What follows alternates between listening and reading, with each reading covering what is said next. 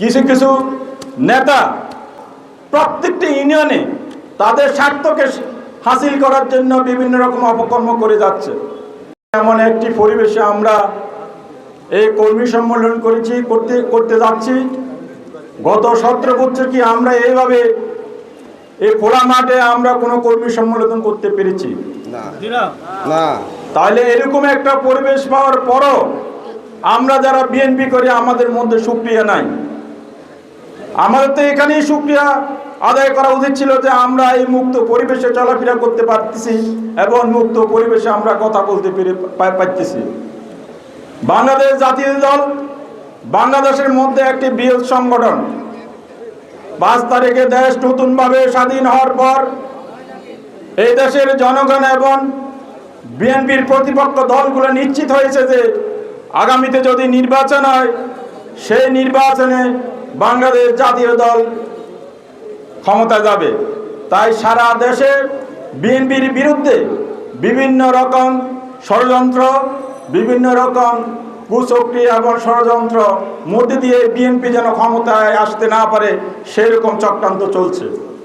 আমরা সেই চক্রান্তের মোকাবিলার জন্য এবং আমাদের প্রিয় নেতা জনাব তারেক রহমান এই বিএনপিকে জিয়া রহমানের আমলে যে বিএনপি ছিল সেই বিএনপিতে ফিরে নেওয়ার জন্য দিনরাত কষ্ট করে যাচ্ছে। জিয়া রহমান এই দেশে ক্ষমতা আসার পর এই বিএনপিকে মাটি ও মানুষের মধ্যে জনপ্রিয় সংগঠন হিসেবে করার জন্য দিনরাত কষ্ট করে গিয়েছেন। এই মানুষের পাশে ছিলেন, মানুষের জন্য কাজ করে গিয়েছিলেন। আজকেও সেই তারেক জিয়া এই মানুষের জন্য, দেশের জন্য কাজ করে যাচ্ছে। আমরা যারা আজকে বিএনপির পক্ষে কাজ করতেছি, আমরা আমাদের যাদের নেতৃত্বে আছি আমরাও সেই কাজ করে যাচ্ছি।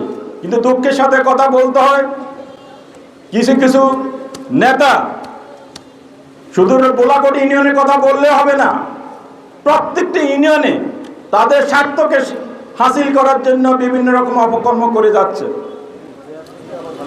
আমাদেরকে একটি কথা অবশ্যই লক্ষ্য রাখতে হবে, আমাদের পথ এখনো অনেক দূরে। সেই পথ অতিক্রম করিয়ে আমাদেরকে ক্ষমতা দেওয়ার পথে আমাদেরকে যেতে হবে। কিন্তু সেই চিন্তা না করে সবাই তাদের নিজস্ব চিন্তাধারা, নিজস্ব ব্যক্তিগত স্বার্থকে সামনে রেখে তারা কাজ করে যাচ্ছে।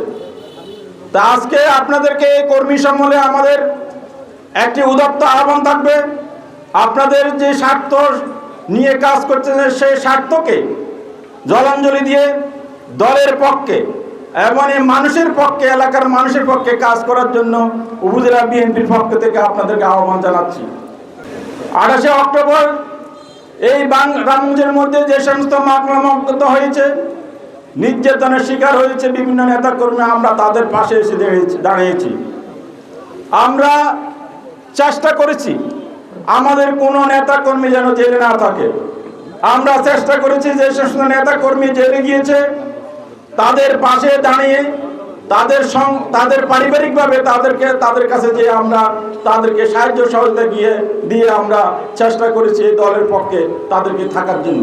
কিন্তু সেই দিন আমরা চিন্তা করি নাই যে বিএনপি এইভাবে কিছুদিন পর, কয়েকদিন পর এরকম একটি পরিবেশে আসবে। আমরা সেই চিন্তা করা ছাড়াই বিএনপির পক্ষে ছিলাম।